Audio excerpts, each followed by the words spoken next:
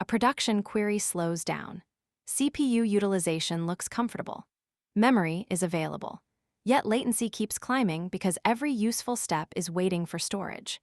PostgreSQL 19 attacks that hidden waiting time, gives operators more control over query plans, and adds a database-native way to coordinate reads with replicas. The result could change how backend teams tune performance, but this is still beta software, so the interesting question is not whether to upgrade tonight. It is what to test before the final release arrives. This is a SystemSignal visual breakdown of PostgreSQL 19 Beta 2. Adaptive asynchronous I/O, planner advice, maintenance improvements, read-your-writes replicas, and the practical tests that matter before production adoption.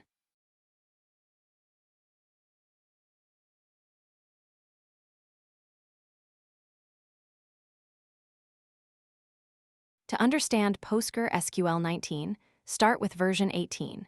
Before the new subsystem, PostgreSQL leaned heavily on operating system read-ahead.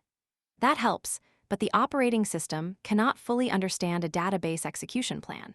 PostgreSQL 18 introduced asynchronous I/O, so the database could queue multiple reads instead of blocking on one request at a time. The project reported improvements of up to 3 times for some storage reading scenarios. PostgreSQL 19 does not replace that foundation. It makes the worker model adaptive and exposes better information about how queries use it. Imagine a scan that needs many blocks. In the simplified synchronous pattern, the executor asks for data, waits, receives it, and only then advances. Storage latency enters the critical path again and again. Operating system read-ahead can predict some sequential access, but it has limited knowledge of the query plan and competing database work. The important cost is not just how fast one request finishes, it is how much useful I/O can remain in flight. When only one request is active, available storage parallelism is wasted, and backend latency becomes more sensitive to every slow read. The conceptual difference is simple. Synchronous execution repeatedly pays storage latency in sequence. Asynchronous execution keeps several requests in flight, allowing the device and operating system to serve them concurrently. This does not make every query 3 times faster, and it does not remove CPU, locking, cache, or network bottlenecks.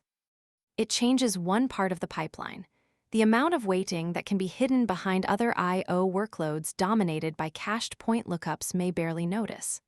Large scans, bitmap heap scans, vacuum activity, and storage-bound analytical work are more promising candidates. In the asynchronous path, the scan describes upcoming work to an AIO queue. Workers dispatch multiple reads, storage completes them, and pages become available in shared buffers. The executor can consume completed work while other requests remain active. The exact internals are more nuanced, but this control flow explains why queue depth matters. Too little concurrency leaves performance on the table. Too much can create contention, memory pressure, or noisy neighbor effects. PostgreSQL 19 focuses on making the worker method respond to demand within operator-defined boundaries, instead of forcing one fixed worker count for every workload phase. PostgreSQL 19 adds automatic scaling for the worker-based I/O method. Instead of choosing one static number, operators configure minimum and maximum worker limits. The database can then adjust capacity as demand changes. That is useful because production traffic is rarely flat. An API cluster may spend most of the day on short-indexed queries, then run reporting, vacuum, or batch work overnight. Adaptive workers promise a better fit across those phases. But automatic does not mean unlimited. Your storage service, container CPU allocation, memory budget, and neighboring workloads still determine sensible boundaries. Think of adaptive workers as a bounded control loop. PostgreSQL observes outstanding I/O demand. The controller can grow or shrink the worker pool, but it must stay between the configured minimum and maximum. Storage completion rates feedback into the system. In a test environment, watch whether additional workers actually improve throughput or only increase contention. Compare tail latency, read bandwidth, CPU overhead, queue depth, and the impact on foreground transactions. The goal is not the highest worker count. The goal is the smallest amount of concurrency that saturates useful storage performance without destabilizing the rest of the service. Performance incidents are not always caused by storage. Sometimes a stable query suddenly receives a bad plan after statistics, cardinality, or data distribution changes. PostgreSQL 19 previews PG plan advice, which lets teams stabilize and control planner decisions, plus PG stash advice, which can apply advice through query identifiers.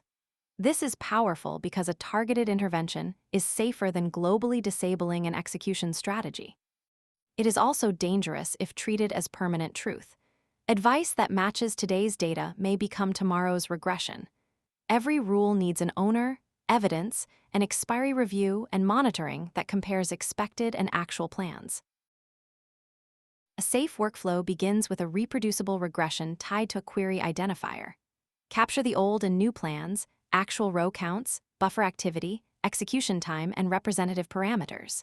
Introduce the narrowest advice that corrects the problem, then measure again under load. Monitoring closes the loop. If data shape changes or a PostgreSQL update improves the planner, review or remove the advice. This turns plan control into an operational tool rather than folklore. Subscribe to SystemSignal for clear explanations of complex engineering problems and the production rules that keep powerful features from becoming permanent liabilities. PostgreSQL 19 also changes the maintenance story. Autovacuum can use parallel workers, and a new scoring system helps prioritize tables. The release also previews a strategy that can mark pages visible while they are queried, reducing future vacuum work, plus a repack command with a non-blocking concurrently option. These features target a familiar production problem. Maintenance is essential, but it competes with user traffic. Parallelism can finish work faster, yet it can also create sharper resource spikes. Test WAL generation, replica lag, I/O saturation, lock behavior, and foreground latency before raising maintenance concurrency.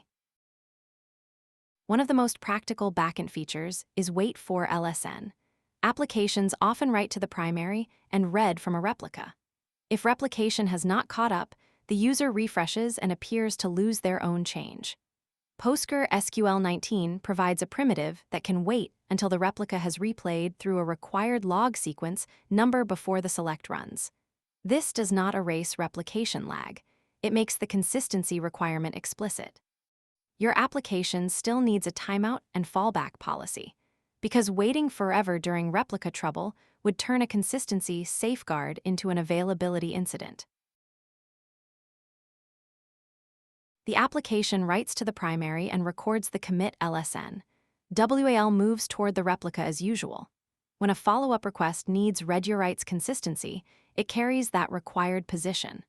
The replica waits until replay reaches the LSN, then serves the query. If the wait exceeds the application's latency budget, the system can retry against the primary, return an explicit pending state, or fail according to product requirements. This is better than sleeping for an arbitrary number of milliseconds. The control flow is tied to replication progress rather than a guess about how fast the replica should be. PostgreSQL explicitly advises against running beta releases in production.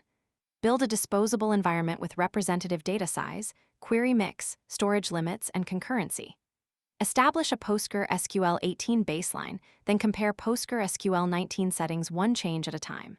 Measure median and tail latency, throughput, worker utilization, read bandwidth, CPU, WAL volume, replica lag, vacuum impact, and plan stability. Include failure tests, saturated storage, delayed replicas, worker limits, canceled queries, and rollback to your current version. Beta 2 fixed several regressions found after Beta 1, which is exactly why repeated testing matters. PostgreSQL 19 is not one magic speed switch. It is a collection of better control loops. Adaptive I/O workers can respond to changing demand. Planner advice can stabilize important queries. Maintenance can use more deliberate parallelism. Wait for LSN gives applications a precise consistency primitive, and new statistics make behavior easier to inspect. The opportunity is real, but so is the beta label. Test with your data, your storage, your traffic, and your failure modes.